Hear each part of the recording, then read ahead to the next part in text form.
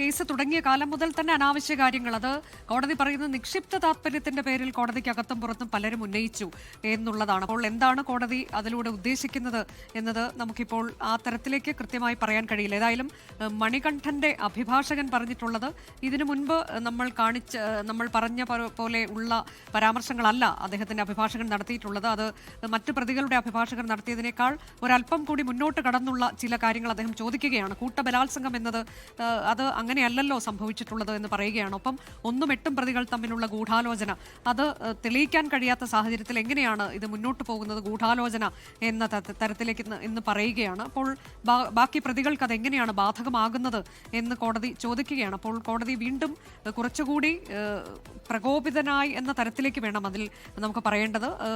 അനാവശ്യമായ കാര്യങ്ങൾ പറയരുത് എന്ന് പറയുന്നു. അപ്പോൾ തുടക്കത്തിൽ കോടതി പറഞ്ഞിട്ടുള്ള കാര്യം അത് ഒരിക്കൽ കൂടി ഈ വേളയിലും കോടതി ആവർത്തിക്കുന്നു എന്നതാണ്. ഏതായാലും എങ്ങനെയാണ് ശിക്ഷാവിധി വരാൻ പോകുന്നത് എന്നതാണ് നമ്മൾ അറിയാൻ കാത്തിരിക്കുന്നത്.